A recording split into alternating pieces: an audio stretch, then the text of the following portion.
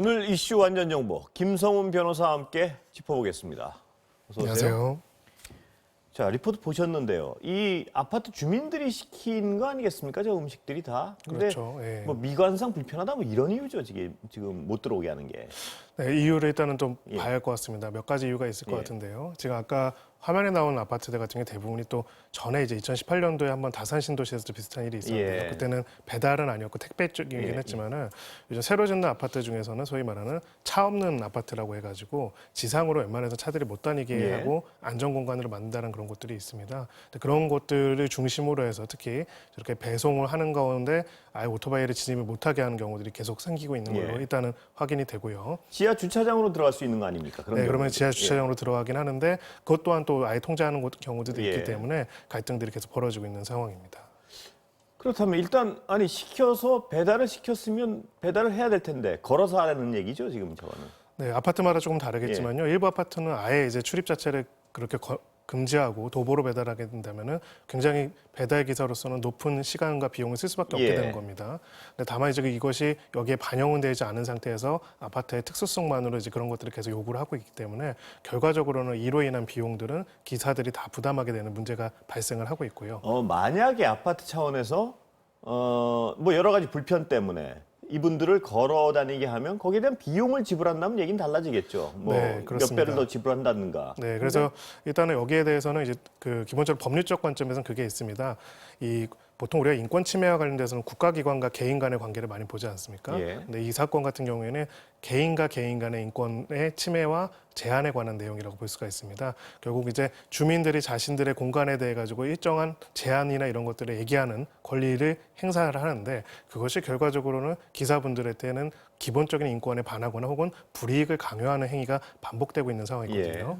그렇기 때문에 이 문제를 해법에 있어서도 사실은 뭐 어떤 선악이나 법의 위반 여부를 떠나가지고 말씀하신 것처럼 그러면 어떻게 하면 그 이해관계를 합리적으로 조율할 수 있는가? 지금처럼 이렇게 배달료는 기본적으로 받으면서 이 단지에서만 불이익한 것들을 강요하는 것이 아니라 만약 단지의 특수성이라든지 안전이라든지 이런 필요성에서 이런 것들을 요구를 한다면은 그거를 기사분들이 그만큼 하는 것에 대해 가지고 보상을 받을 수 있도록 구조를 만들어야 한다는 것이죠. 근데 그것이 안 됐기 때문에 이런 문제가 된 것 같습니다. 그러니까 예를 들어서 엘리베이터를 못 타게 한다. 그게 말이 되는 건지 모르겠는데 만약 그렇다면 20층을 걸어 올라가는 데 대한 비용을 물 준비는 돼 있어야 적어도 되는 거 그렇습니다. 아닌가 예. 싶습니다. 네, 그래서 이제 그런 어떤 대규모 단지가 가지고 있는 구매력, 대규모 단지가 가지는 집단적인 힘을 이용해 가지고 그런 형태의 계약과 그런 형태의 배송을 강요하게 된다면은 결과적으로는 오히려 이 소위 말해 서비스를 제공하는 플랫폼 업체로서는 크게 문제는 안 되겠지만 예. 결국 여기서 노동하는 사람들이 그 모든 대가들을 그게 치러야 문제겠죠. 하는 이런 네. 문제점들이 계속 발생하게 되겠죠. 자, 그렇다면 법적으로는 아까 잠깐 설명해 주셨지만 법적으로는 어떻게 이런 걸 해결할 방법이 없는 건가요? 이런 문제. 네, 어떤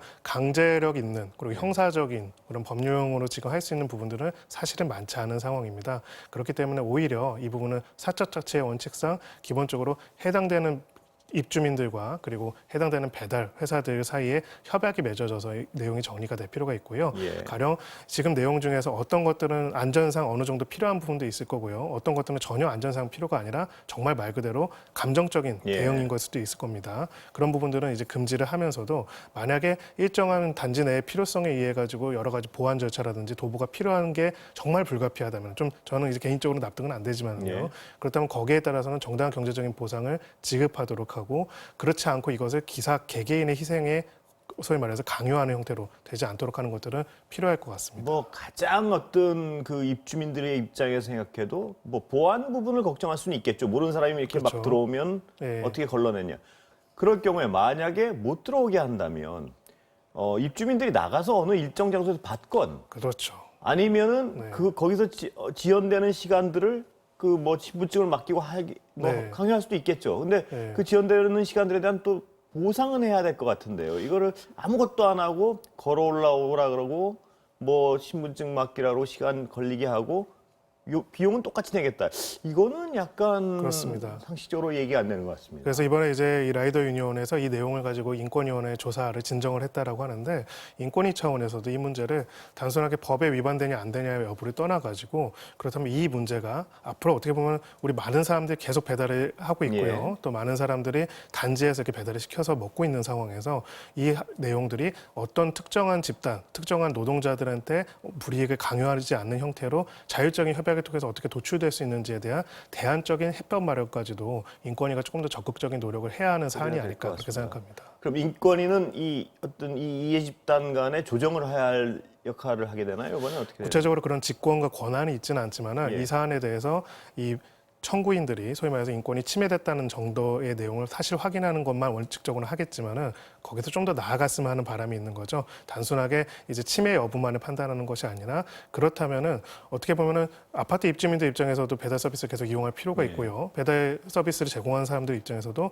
아파트 다용단지가 계속 많아지는데 적절한 해법을 마련할 필요가 예. 있습니다. 그 부분에 대한 사회적인 대화와 협의와 기준점들을 마련하는 역할까지도 인권위가 한다면은 인권위가 새로운 시절에 새로운 경제적인 변화에 맞춘 자신들의 역할을 제대로 하는 모습을 보여줄 수가 있겠죠. 예. 은수미 성남시장 얘기 좀 여쭤보겠습니다. 지금 그 사건 개요부터 좀 설명해 주시죠. 네, 일단은 한 1년 전에 이제 공익 제보로 시작된 내용입니다. 여러 쟁점들이 있는데요. 간단하게 말하면 두 가지가 있습니다. 하나는 정치 자금과 관련된 수수 관련된 의혹에 경찰의 수사 과정을 유출해 가지고 보려고 경찰관과 공모해 가지고 했다라는 예. 게 하나 있고요. 다른 하나는 부정 채용 의혹입니다. 원래 이 선거 캠프에 있었던 사람들을 소위 여러저런 그 성남시의 산하기관들에 채용하도록 하고 그렇게 하는 과정에 개입했다는 이 두 가지가 크게 쟁점이 되고 있습니다. 그런데 이 어떤 의혹은 명확히 알겠는데 왜 이렇게 늦어진 건가요, 수사가? 그 점은 굉장히 이상합니다. 예. 왜냐하면 사실은 수사에 있어서 제일 중요한 거는 신속하고 적정성이거든요. 특히나 증거를 확보하는 데 있어서 만약에 이 혐의 사실들이 사실이라면 이거는 권력형 비리라고 볼 수가 있는데 예. 그렇다면 그만큼 주도적이고 체계적인 증거인멸이 가능한 사안이라고 볼 수가 있습니다.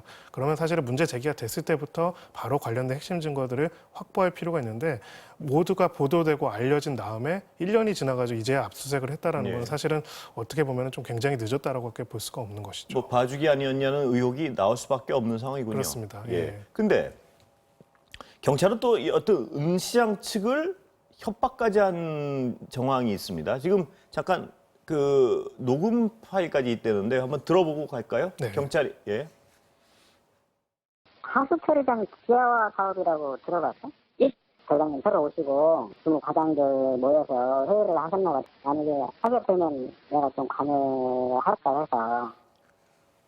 노골적으로 이권을 달라고 이 얘기 같은데요. 그렇습니다. 예. 그러니까 어떻습니까 저런 경우는? 예. 네, 그래서 저런 경우에 당연히 이제 저 경찰관 자체에 대해서 이제 뇌물 수수를 요구한 거다, 예. 강요하거나 이런 것들로 뇌물이나 이권을 요구하는 그렇죠. 거로 예. 보이죠 지금 정황으로 네, 보면. 그렇게 예. 볼 수도 있고요. 또 두 번째로는 만약에 저런 요구와 관련돼 가지고 뭔가 정보를 제공했다라면은 은수미 시장 측에서 만약에 그런 것들을 제공하거나 제공하기로 약속한 부분이 있다면은 이건 또 별도로 뇌물 공여로 관련된 부분들 수사가 필요합니다.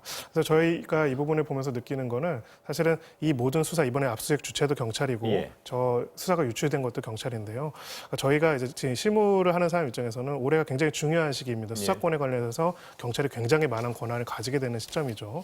한편으로는 저런 녹취록이 나온 거 보면은 저 경찰관이 어떻게 주무과장들이 모여서 저런 사업을 하는 거를 알고 있을까? 사실 이것도 궁금하지 않습니까? 예.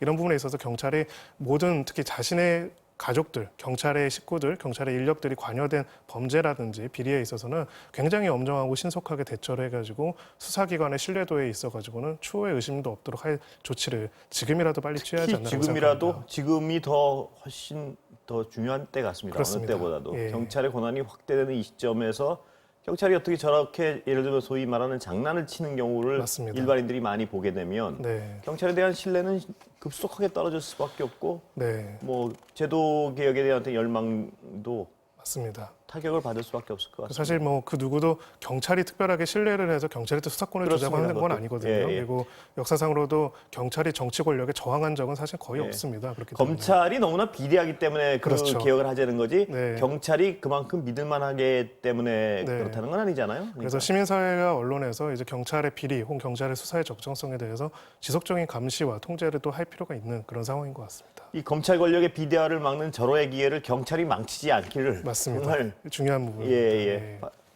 바라야 될 상황 같습니다. 예. 그 판사 탄핵이요. 되는 거죠? 지금은 일단은 국회는 통과하는 거죠? 분위기는 어떻습니까? 네, 일단은 2월 4일에 결의를 예. 할 예정이지만 이미 발의한 국회의원들 명단만 해도 161명인 상황이기 때문에 정족수인 151명을 훌쩍 넘은 상황입니다. 그렇기 때문에 특별한 사정이 없는 이상은 가결이 될 것이다 이렇게 예상을 하고 있고요.